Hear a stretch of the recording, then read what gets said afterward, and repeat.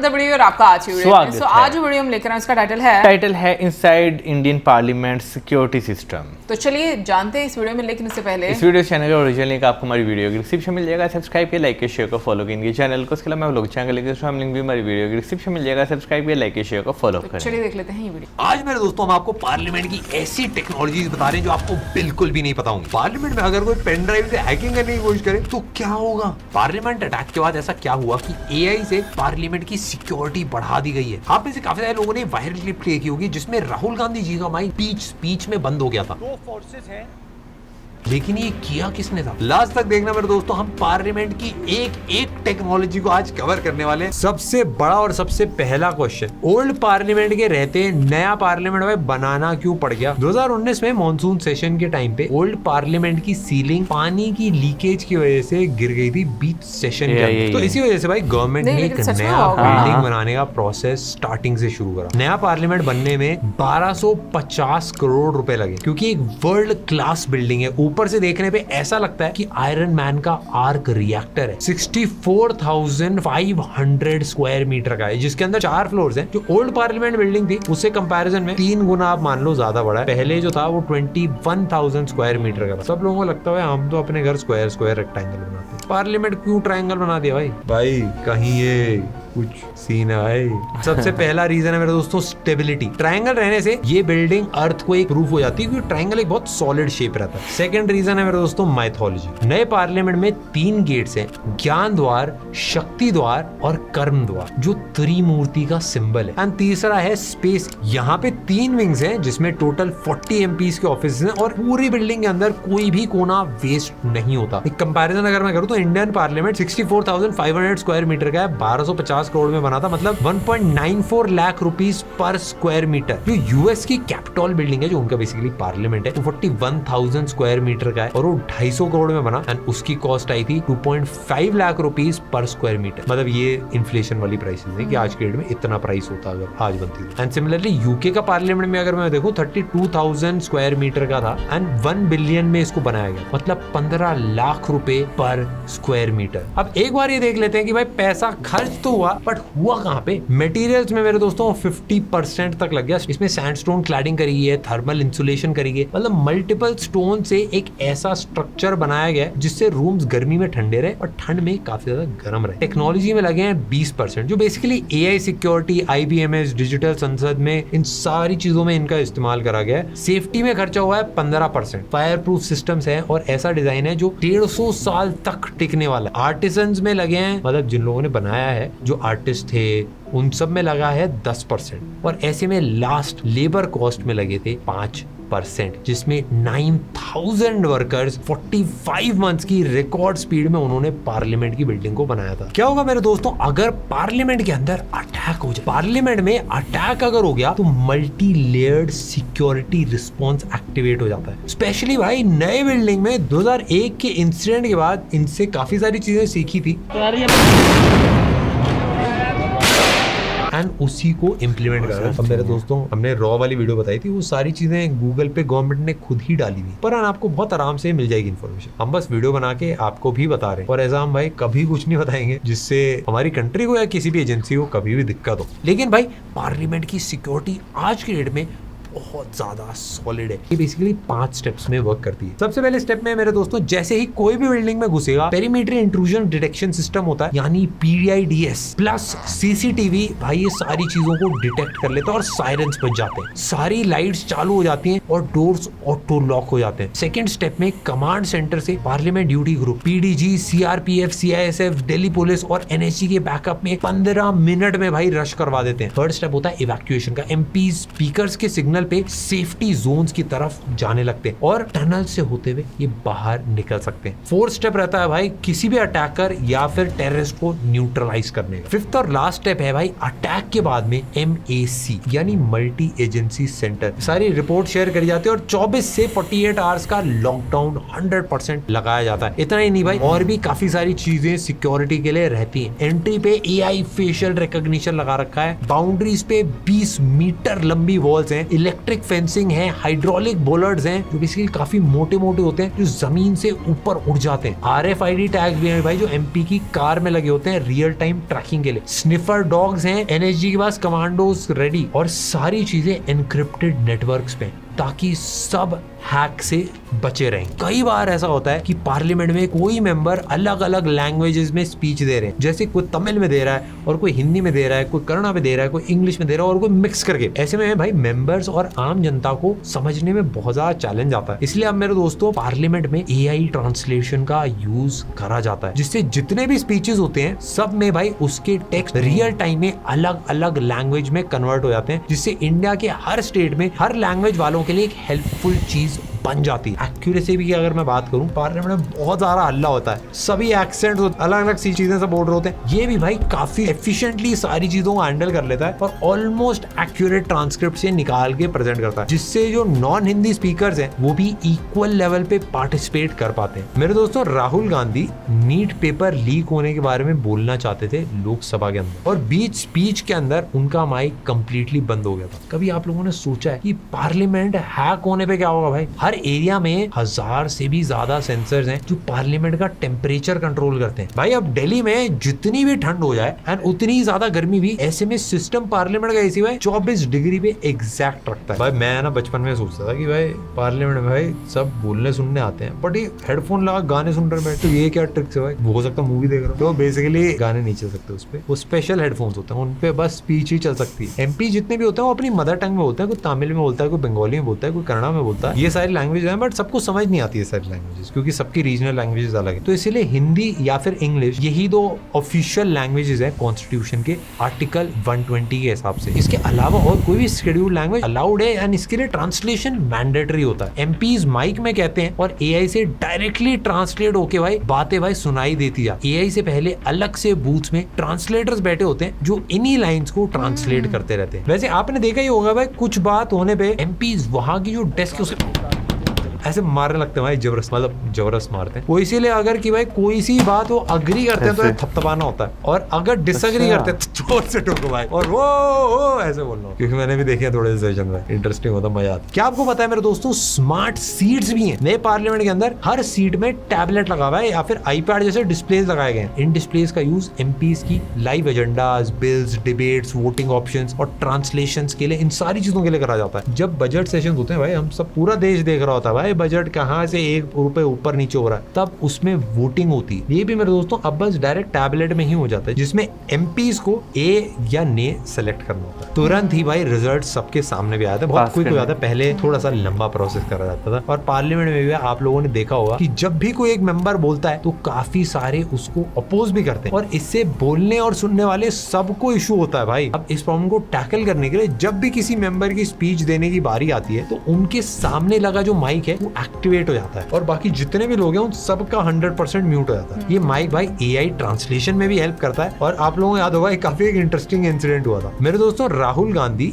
NEET paper leak होने के बारे में बोलना चाहते थे लोकसभा के अंदर, और बीच स्पीच के अंदर उनका माइक कंप्लीटली बंद हो गया था। स्पीकर ओम बिरला जो थे उन्होंने बोला भाई टाइम लिमिट जो होती है 2 से 3 मिनट की, इसी वजह से वो माइक बंद हो गया। सबसे पहला रीजन मेरे दोस्तों टेक्निकल रीजन हो सकता है, क्योंकि हर स्पीकर को माइक 2 से 3 मिनट के लिए अलॉट होता है, जितने हमने रूल्स पढ़े हैं। दूसरा रीजन ये है कि भाई हर जो पार्लियामेंट का सेशन होता है उसमें एजेंडाज अलॉटेड होते हैं जिनके बारे में बात करनी होती है, तो आप कोई नया एजेंडा लाके उसके बारे में ऐसे बात नहीं कर सकते, एंड इसकी वजह से भाई हो सकता है माइक म्यूट करा गया हो पीछे की तरफ से। एंड तीसरा रीजन हो सकता है भाई कोई टेक्निकल ग्लिच हो, जिसकी वजह से भाई ऑटोमेटिक वो माइक बंद हो गया। अब जैसे स्पीकर जी ने बताया उनके पास कोई बटन नहीं है माइक ऑन ऑफ करने का, तो मेरे दोस्तों पीछे कोई टेक्निकल टीम ही होती होगी जो ये सारी चीजों को मैनेज करती है। सीट के अंदर अलग अलग सिस्टम है भाई, इसी सीट के अंदर मेंबर्स की अटेंडेंस भी लग जाती है। इसी सीट में हम स्कैन, पिन और स्मार्ट कार्ड से भाई मेंबर्स अपना अटेंडेंस लगा सकते हैं। 2025 के मॉनसून सेशन में 800 से भी ज्यादा मेंबर्स ने डिजिटली अपना अटेंडेंस लगाया था। इस प्रोसेस से भाई पेपर वाला जो काम था ऑलमोस्ट खत्म हो गया था, और हम काफी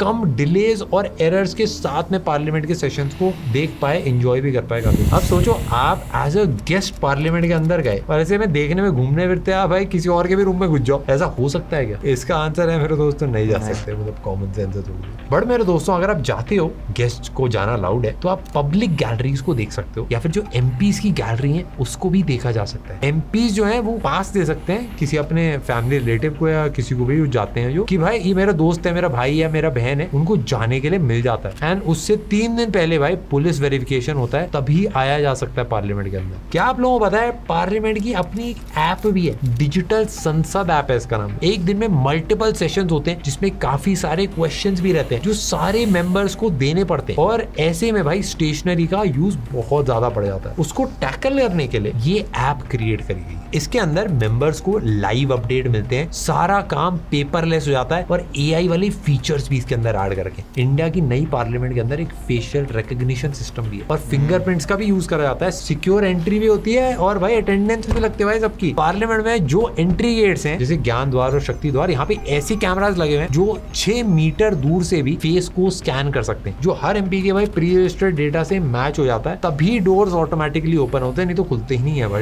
अगर आपने इतना ही कर दिया तो आप डायरेक्ट जाके इंडिया के पीएम के साथ आप जाके बैठ सकते हो। वैसे सीटें तो हर जगह ही होती है। पार्लियामेंट में भाई अलग अलग सिक्योरिटी एरियाज हैं और सबकी अलग एक्सेस डिफाइंड है। पिन या फिर स्मार्ट कार्ड्स का भी बहुत ज्यादा यूज होता है, स्पेशली जो पीएम वाली विंग है उन्हीं को मिलता है, ताकि अनऑथराइज्ड या फिर टाइम पास करने कोई भी ना चला। और मेंबर जब किसी भी केस में वोट दे रहे हैं तो उनकी सीट्स के सामने थंब स्कैन या फिर कार्ड एक्सेस होता है, ताकि वो लॉग इन करके अपना वोट लगा पाए। ये सारी चीजें बहुत इंपॉर्टेंट होती है कि भाई को डबल वोट ना कर दे भाई। और अगर किसी केस में अगर थंब से स्कैन नहीं हो रहा या फिर थंब आपका भाई जल गया या छिल गया, एक्सीडेंट हो गया, तो आप सोच रहे हो भाई अटेंडेंस तो लगानी पड़ेगी, तो कार्ड से भी लग जाता है। नेक्स्ट मेरे दोस्तों गृह सर्टिफिकेशन। अब स्टार्ट ही कर रहे हैं, तो मेरे दोस्तों यहाँ की बिल्डिंग है उसको इंडिया का टॉप ग्रीन सर्टिफिकेशन मिल चुका है। ये सर्टिफिकेशन काफी सारी चीजों से मिल सकता है। ये बेसिकली टॉप रिसर्च ऑर्गेनाइजेशन है जो एनवायरमेंट और सस्टेनेबल एनर्जी पे काम करते हैं। ये एक एक चीज देखते हैं, बिल्डिंग में भाई सोलर एनर्जी कितनी लगी हुई है, ऐसे 30 से 34 क्राइटेरियाज होते हैं। उनकी प्रूफ के साथ जब रिपोर्ट सबमिट करी जाती है तभी आउटपुट निकलता है। लेकिन पार्लियामेंट बिल्डिंग ने इसमें 91 स्कोर करा है 100 में से, जो काफी इंप्रेसिव स्कोर है। लेकिन मेरे दोस्तों क्वेश्चन ये है कि भाई ये मिला कैसे। वो हर दिन में भाई 20% तक इलेक्ट्रिसिटी जनरेट कर देते। एनर्जी एफिशिएंट लाइटिंग है जिससे खाली रूम होने के बाद ऑटोमेटिकली भाई 30 से 40% तक आपकी इलेक्ट्रिसिटी बचती है। और यहाँ पे डिसेंट्रलाइज सीवेज प्लांट है जो सारा वेस्ट वाटर जो है पार्लियामेंट में ही ट्रीट करता है, और उस पानी का यूज गार्डनिंग और वॉशरूम में करा जाता है। पैसे भी बचते हैं, एनवायरनमेंट भी सेफ रहता है, और अगर ये प्रोसेस सही रहता है तो फ्यूचर में ऐसी बिल्डिंग्स को कॉपी भी करा जा सकता है। पार्लियामेंट एक्चुअली में एक स्मार्ट बिल्डिंग मैनेजमेंट सिस्टम है जो पूरे पार्लियामेंट को सेंट्रली कंट्रोल करता है। हर एरिया में 1000 से भी ज्यादा सेंसर्स हैं जो पार्लियामेंट का टेम्परेचर कंट्रोल करते हैं। भाई अब दिल्ली में जितनी भी ठंड हो जाए एंड उतनी ज्यादा गर्मी भी, ऐसे में सिस्टम पार्लियामेंट का एसी भाई 24 डिग्री पे एग्जैक्ट रखता है। एम्प्टी रूम्स का भी और जब सेशन होते हैं वहां का भी। इसके साथ ही security cameras, fire alarms, elevator की भाई ये सारी चीजें कंट्रोल करी जाती है। इससे 30% से भी ज्यादा इलेक्ट्रिसिटी सेव करी जाती है अगर मैं कंपेयर करूं ओल्ड वाली बिल्डिंग से। ओल्ड बिल्डिंग में मेरे दोस्तों स्टाफ के लोग जाके स्विचेस खुद उनको बंद करने पड़ते थे, और यहाँ ऐसी कोई जरूरत नहीं पड़ती, यहाँ पे ऑटोमेटिक सब हो जाता है। एंड इवन 24/7 ऑपरेशंस भी अगर हो रहे हैं कोई भी फेलियर नहीं होता है। मतलब दिन की रोशनी नहीं भी है, सोलर इलेक्ट्रिसिटी नहीं है, तब भी कोई चैलेंज नहीं आता। और यही सिस्टम एक चीज और कंट्रोल करता है, एंड उसे कहते हैं HVAC, basically heating, ventilation, air conditioning. ये बेसिकली एसी का सिस्टम होता है, उसको HVAC बोलते हैं। हवा, पानी और जमीन से गर्मी निकालते हैं, और ये पानी को फिर गर्म करते हैं उससे, ना कि बस इलेक्ट्रिसिटी से गर्मी पैदा करें, क्योंकि उसमें बहुत ज्यादा इलेक्ट्रिसिटी खर्च होती है। और ये 4 स्टेप्स में काम करते हैं। सबसे पहला स्टेप होता है इवेपोरेशन, मतलब पानी जो होता है उसको उड़ा देना। इससे ठंडी गैस जो होती है बाहर की हवा से गर्मी सोखती है। फिर कंप्रेसर होता है, एक कंप्रेसर उस गैस को कंप्रेस कर देता है। 60 से 80 डिग्री तक भाई गर्म हो जाती है जब एयर कंप्रेस होती है। फिर जो कंडेंसर होता है वो पानी हवा को गर्मी देता है, और फिर इसके बाद एक एक्सपेंशन वाल्व होता है। लास्ट में भाई ठंडी हवा को बाहर छोड़ा था, गर्म हवा अंदर रह जाती है। अब सोचो भाई किसी ने प्याज या मूली वाली पराठे थोड़े से खा लिए और थोड़ा पार्लियामेंट में हो गया भाई, तो क्या भाई पार्लियामेंट में लगा हुआ एसी की स्मेल में थोड़ा भाई ऐसा नहीं है। एयर वेंटिलेशन के लिए काफी इंपॉर्टेंट होता है कि फ्रेश एयर सर्कुलेशन भी होती रहती है, इसीलिए भाई इतनी ज्यादा दिक्कत नहीं आती, कोई अंदर बाहर कुछ हो जाता है। अब जो नया पार्लियामेंट मेरे दोस्तों बना है उसमें काफी सारी नई चीजें ऐसे लोगों के लिए जो अलग टाइप की लैंग्वेजेस बोलते हैं, अलग उनकी भाषा है। इवन जो विजुअली इम्पेयर्ड लोग भी हैं जिनको दिखाई नहीं देता है सही से, उनके लिए भी भाई ब्रेल में चीजें लिखी हुई होती हैं। किसी को भी भाई कहीं भी जाना है तो उनके लिए भाई हर वॉल पे हिंदी और इंग्लिश में साइंस दे रखे हैं, एरोज हैं, मैप्स हैं, ताकि कोई भी कंफ्यूजन ना हो। यहाँ पे glow in the dark panels हैं और रात में चमकते भी हैं। काफी सारे टैक्टाइल मैप्स हैं, वॉइस ऑडियो भी है। काफी सारे लोग जो स्पेशली एबल्ड हैं, जो एमपीज हैं, बेसिकली सिंपल से टेक का यूज करा है सबकी हेल्प करने के लिए। कभी आप लोगों ने सोचा है कि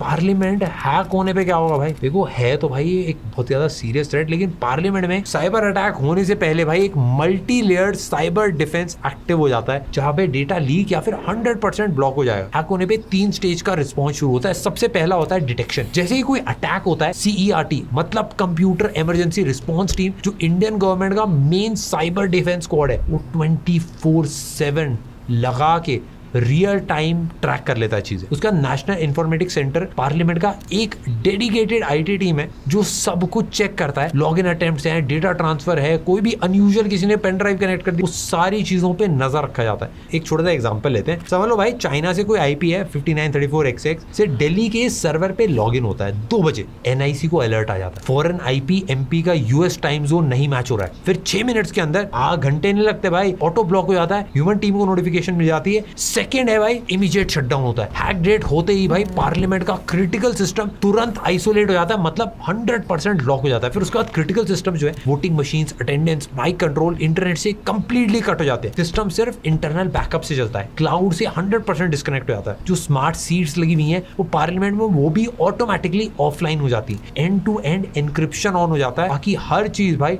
डबल वेरीफाई हो जाए। थर्ड एंड लास्ट में रिस्पॉन्स टीम एक्टिवेट होती है। हैकर्स का क्रिमिनल केस बनाया जाता है, पुलिस को असाइन करा जाता है, साइबर सेल्स एक्टिवेट हो जाते हैं, आर्मी हैकर्स को ट्रैक करते हैं और उन पे काउंटर अटैक करा जाता है। और हर जगह भाई फिजिकल ब्रीच भी चेक करी जाती है कि पूरे पार्लियामेंट के अंदर कोई भी USB तो नहीं लगी हुई, कोई भी अलग सा डिवाइस तो नहीं है, कोई अलग सी चीज तो नहीं है ये बाहर से अंदर। और स्निफर डॉग्स और एक्सप्लोजिव भी डिप्लॉय करे जाते हैं ताकि भाई कुछ भी आया तो। हमने मेरे दोस्तों एग्जाम टेक पे वीडियो बनाई थी, इलेक्शन टेक पे बनाई थी, आप लोगों को बहुत पसंद आई थी। आप लोगों ने रिक्वेस्ट करा था कि भाई पार्लियामेंट का भी कुछ बताओ, तो हमने सोचा बनाया आप लोगों के। इसी टाइप के और वीडियो बनाए तो भाई कमेंट सेक्शन में बताना। हम मिलते हैं आपसे नेक्स्ट वीडियो। हाँ, मज़ा तो आता है ना वीडियोस देखने का। हाँ बिल्कुल, वीडियो देखने का मज़ा आता है। वैसे पार्लियामेंट जब बनी थी हमने तब जो है वीडियो देखा था, उसमें जो है बताया गया था कि काफ़ी चीज़ों को जो है मद्देनज़र रखकर जो पार्लियामेंट में नहीं थी उन सब को सामने रखकर जो है वो नई पार्लियामेंट का डिज़ाइन, उसके अंदर जो जितनी भी चीज़ें हैं वो सारी उस चीज़ को देखकर जो है वो बनाई गई थी। मुझे ये चीज़ बहुत अच्छी लगी कि इस पार्लियामेंट में हर कॉर्नर को यूटिलाइज़ किया गया, यानी कि कोई भी स्पेस ऐसी नहीं है कि जहाँ पर आपको कि वो कॉर्नर जो है उसको इस्तेमाल नहीं हो रहा। तो मतलब इस तरह से डिज़ाइन की गई है।